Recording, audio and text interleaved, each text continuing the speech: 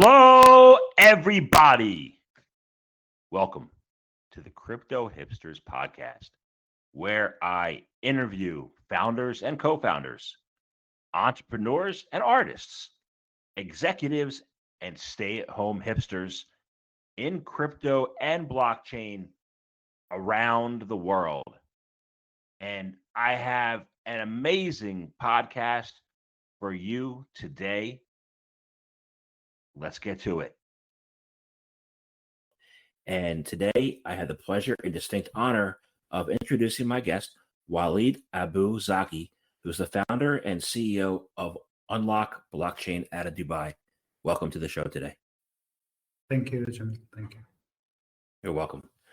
So I asked the same question to all my guests to start off with. Could you please walk us through your background and is it a logical background to what you're doing now? Absolutely. So I finished my studies in business administration, and I started my career as a banker. So it was a very interesting few years at the beginning, and then somehow the learning curve started flattening, and I had to find a move, and then an opportunity arose with Al-Iktissad Wal-Aamal. It's a media group in the region. So I took this opportunity, and it was not a mistake for sure, because since then I've been enjoying an amazing journey. The idea of being around with top-notch economists and editors in the region was an amazing, it's like coming back to school, So Al-Iktissad Wal-Aamal has been in the market for the last 40 years. It started as a business magazine for Pan-Arab region, and they are one of the top event creator and organizer in the whole region. So I joined the group and start working on different projects. And 2018, I moved to Unlock Blockchain. It's a vertical, it's a specialized platform. Thanks to Al-Iktissad Wal-Aamal at the end of the day. I was introduced to blockchain while working in Al-Iktissad Wal-Aamal. And I was amazed by the technology. I was amazed by the opportunities that it may bring to the world, and especially for this part of the world. So 2014, I learned first about blockchain, and then we started preparing ourselves.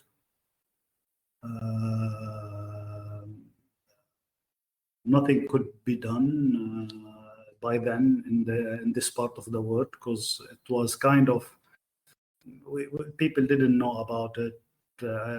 People didn't know about the difference between blockchain and Bitcoin by then. So only in 2017, Dubai government decided to move some governmental entity to the blockchain space. So we've been there, we've been ready. We submit the idea of organizing Unlock Blockchain Forum for them. And this was the start. We started with Unlock as a blockchain event, big blockchain event in Dubai. And then we organized Unlock, and this is how we've been in the space for the last 3 years. Excellent. So I want to find out more about your focus in that vertical at Unlock Blockchain, what you guys are up to and what you're doing there. So as I said, Unlock has a unique offering in this part of the world. We started as a media platform, and the main mission for us was to introduce the world what's happening in this region, try to highlight the opportunities in the blockchain space, implementation with the government entities, and from the other end, we've been trying as well to let our audience here in this region to understand and learn what's happening around us. So it's a startup-friendly platform. We're trying our best to always help new projects, good ideas, innovative ones, matchmaking them with the right people in this region, guiding them.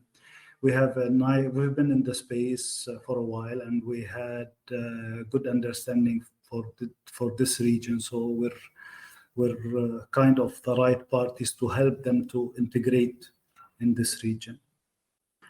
As I said, we did two big events on 2018 and 2019, and then we've been hit by COVID. So somehow all our activities are directed to digital activities nowadays.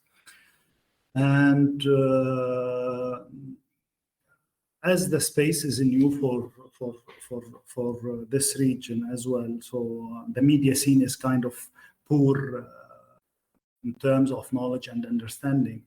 So Unlock could fill a big gap in creating good content. And we've been working for the last 2 years and as a boutique PR agency or content creation agency, where we draft content in both Arabic and English for our clients. We try to influence the traditional media scene and try to bring them to the space, learn as much as we can, learn and teach people how to highlight this technology and what are the fundamentals around it and so on. So Unlock, in a brief, it's a unique media outlet, a small boutique PR agency, and an event organizer in the blockchain space. Great. Okay. So I found a lot of information. As you said, the media is kind of choppy a little bit, but I found some good information. Especially, let's walk around the Middle East a little bit, and talk about Dubai for now. The Dubai Financial Services Authority. I found this on Unlock Blockchain. The Dubai Financial Services Authority has recently made an announcement that it will be focusing on security tokens first before delving into cryptocurrencies, stablecoins, or utility tokens. That seems to me to be the exact opposite of every other country in the world. So why is Dubai taking that approach? So as I said earlier, Dubai was the first destination for us to organize Unlock Blockchain Forum, because Dubai was the first government moving into this space. So leaders in Dubai saw an opportunity to create something new instead of acquiring existing solution. With this mentality, I'm sure that the FSA decision to start by security token in their consultation document fall under the same. So they do what is needed and what they can sell at the end of the day. And it was clearly mentioned in their document that they have received a lot of requests to try to regulate this space. So they delivered this first, and sure, things to come. Regulators in Dubai are pragmatic. They are accessible. They have been showing this for the last 25 years, and I'm sure nothing will change in the blockchain and crypto space.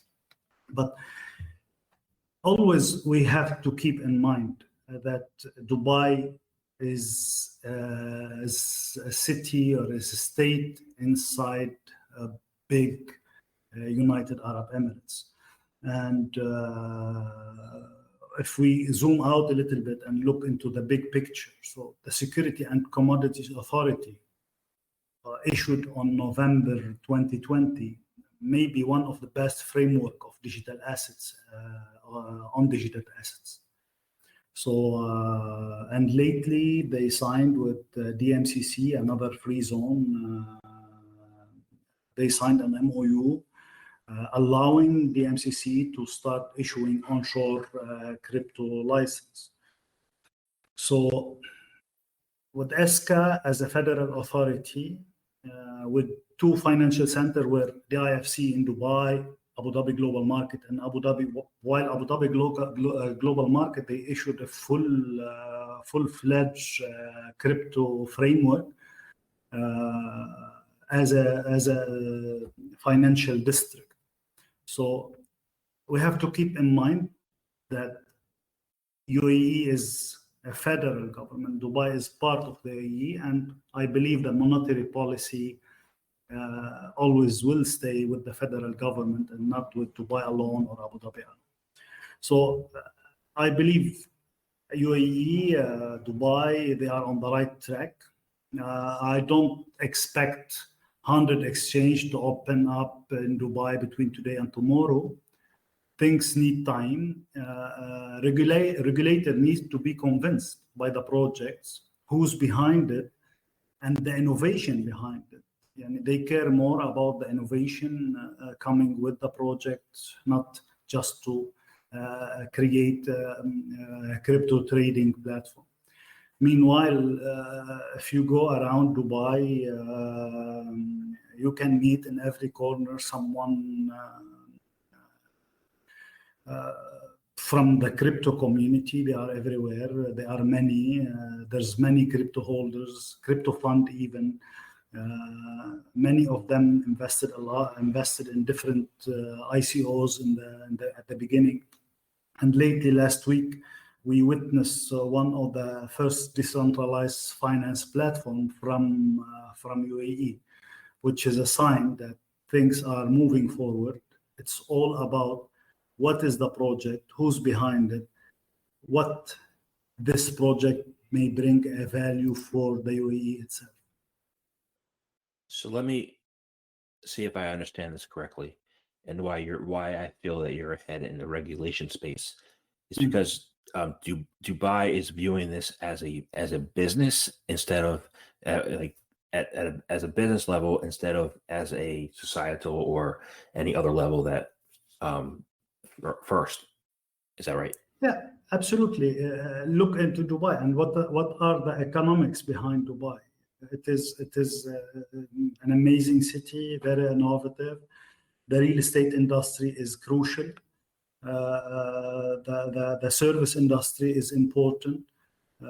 So security token offering, it falls under what they need at the time being.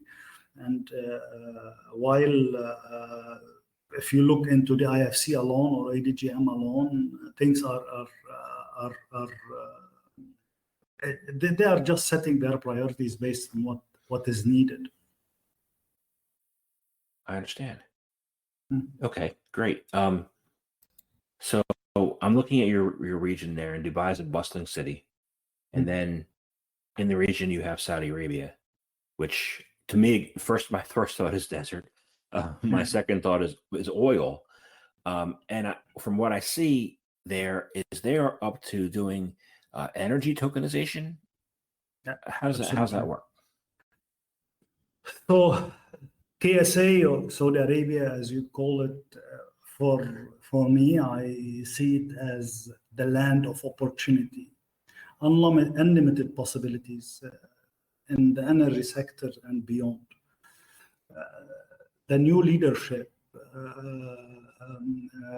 Prince Mohammed bin Salman, is doing what we believed impossible in every front, either infrastructure, technology, women's rights, and blockchain as a technology is already embedded in his vision 2030. So we witnessed a lot in the last couple of months. So the central bank already using technology. They have their sandbox. They are experimenting things, and they even are studying central bank digital currency project as well. So Also worth to mention that between Dubai and between UAE and Saudi Arabia, they have been working for the last year or so on a project called ABER between both central banks, where they are trying to create a platform for cross-border payment and settlement between both central banks. And in the last December, if not mistaken, they did a stress test between both central banks and 2 commercial banks from every side. So I believe we might hear something, or we might hear some good news about this very soon. On energy tokenization, our discussion now is coming directly after the latest announcement of Saudi Arabia about Green Saudi or Green Middle East. If you're following this news, so where they announced 2 alternative energy projects, one wind energy production and one solar. Both projects will reduce like 7 million tons of carbon footprint. Those projects can't flourish, in my opinion, and won't work in harmony without tokenization and incentives of tokens itself. And if you look into Saudi Arabia as a oil producing country, we all know that while taking out the oil from underground, there's a lot of gases that they somehow producer need to burn it to avoid harming the environment. So there's a lot of waste gases and waste energy, and we're following up with few projects where they are proposing something, and I believe we will hear something soon about this, where they are trying to create mining facilities for crypto or Bitcoin in specific in Saudi Arabia, using these gases, helping the environment and creating a mining facility with a cheaper cost. I want to key on one word because it appeals to me, and I've done some work in the past on it, and that word is harmony. How do you think that this energy tokenization with oil and the blockchain and other energy sources now or creations can all live in harmony? With the idea of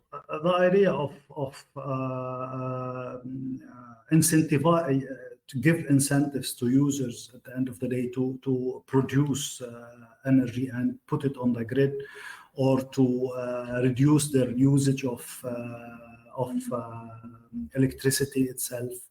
The smart contracts that's gonna soon be managing a lot of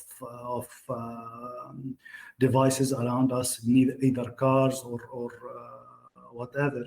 So all this need like a bigger network and to manage all this and to work seamlessly without the interference of people at the end of the day. Great. I love that concept. Yeah. I want to move to a different country around, and that one is Bahrain. Yeah, but I was gonna talk about Bahrain and a different approach, you know, and at the end of the day, people whenever will see us or hear us will understand what drives every country to do what they are doing already. So Bahrain, they've been known as a financial center, and Bahrain is a small country with minimal resources in terms of gases or oil. So they, from their beginning, they set up a country very environment friendly for banking and financial institutions. So they've been ahead in the region on this level. And surprisingly, they didn't go into specific or special digital asset framework, but the central bank themselves, they took the initiative, and they issued the first license maybe almost 2 years back now for an exchange called Rain. And they work under their supervision for around 6 months, and then Rain has been floating for the last year and so. And lately, a month ago, they gave another license for a company called MENA. So now we have 2 full-fledged exchanges in Bahrain, working well. People are satisfied. Limited number of pairing if we're gonna go into details. But the good thing about Bahrain, because they have this GCC understanding. So if you are having a bank account in Saudi Arabia or in Dubai or in Kuwait, so you can transact and do any bank transfer to any GCC country, Gulf country. So they have this Emirati or Dirham pairing with BTC or Rial or all countries, Qatar, Bahrain, Kuwait, they can bank with the exchange. So we see very interesting community joining from the traditional space from around Bahrain, not necessarily only from Bahrain, because banking with Bahrain, especially both exchanges got their license from the central bank. So banking with those exchanges is very normal, and people are using these 2 outlets to onboard in the crypto space. So that's really interesting. I think one of the ways that Bitcoin will achieve mass adoption is through open governments, open banking, and that seems to me, let me get this right. That's what Bahrain is doing?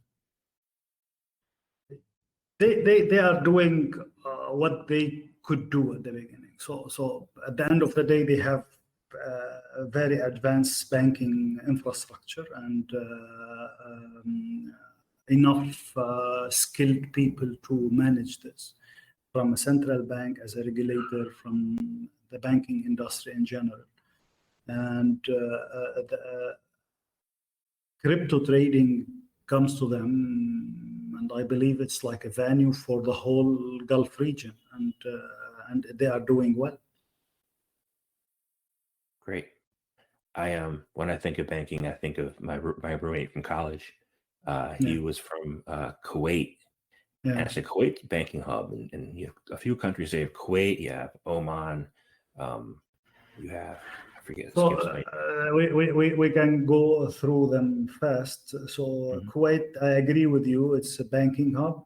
Actually, is a capital hub. And this is where most of the Gulf money stays. So it's very wealthy community, but somehow yet. I think maybe this is due to the changes in the government and so on. So nothing in the crypto space at all. Even the central bank is warning people every day and then about trying to ban the crypto trading and the crypto holding. So nothing big around Kuwait is happening. In Qatar, they have some initiative. So the central bank did some pilot with different protocols like Corda and R3. They have one interesting project on C wallet, it's called. So they have a digital wallet, and they are serving the blockchain space on blockchain. And as well, some commercial banks in Qatar join Marco Polo network trade finance. So, but nothing yet again on blockchain space. For me, I only wish to see Qatar jumping into the space and start selling the ticket of the World Cup 2022 on blockchain. But I didn't hear much about that. In Oman, things started well at the beginning, where the government were excited about the blockchain as a technology. So they did some activities. They organized a big event, brought some figures from around the world, and created a government entity responsible for helping to implement blockchain in the country. The Capital Market Authority did some pilot as well, but yet the trading itself, and we didn't see a real happening in those three countries in terms of blockchain and crypto. So you have three countries that are leading the way, three countries there that are a little bit behind. What can the rest of the world take from the lessons that's in your region?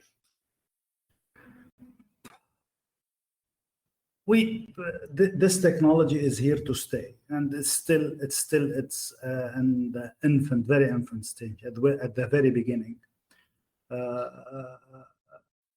The most important, in my opinion, is to try to lobby and convince and teach regulators all over the region and as well as the world, because regulators tend to be slow and they are not ready to change things. If things are working well, they are not ready to change it. So we need to influence them.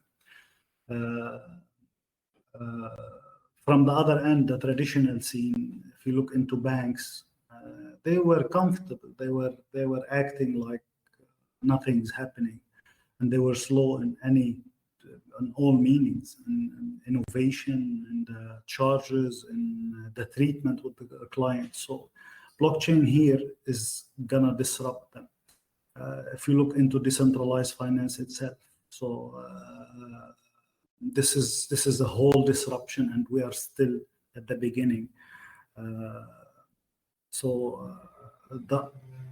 I believe the best lesson is we shouldn't keep on waiting regulators to come up with something to impose on us as innovator or as entrepreneurs. We need to go meet them, convince them, teach them, and show them the possibilities at the end of the day. We need always the regulation to be there. We need regulators to walk us through this experience, but not to cripple the whole scene. So this is the only message I can talk about, because I know the difference between let's say what's happening in UAE now and let's say what's happening in Lebanon. I recall a few years back when I met the governor of central bank in Lebanon and was talking with him about blockchain and about the possibilities that may bring to the country. He took it like it was like a joke for him, and he said, "This is just it's a small game, and we're not into this yet," and so on and so forth. While the regulator in UAE, they saw this totally differently, and now different entities in Dubai, they are working like regulatory labs. So they are moving use cases. They are taking the use case as is to the regulator, trying to highlight all the possibilities, all the opportunities, and together they are trying to put the right framework for this technology to flourish. Excellent. I think the world can learn from that, definitely. Yeah. So I very much appreciate the time you spent talking to me today. I It was a pleasure. I have one last question for you. How can people find out more information about you, about your company? How can they contact you? Our website is www.unlock-bc or blockchain.com. The space is, everybody knows everyone in this space, and somehow Unlock is the only venue for anyone looking to the Middle East, either to get information or to get in touch with the communities here. So, they can reach directly to me. My email is Walid, W-A-L-I-D, @unlock-bc.com.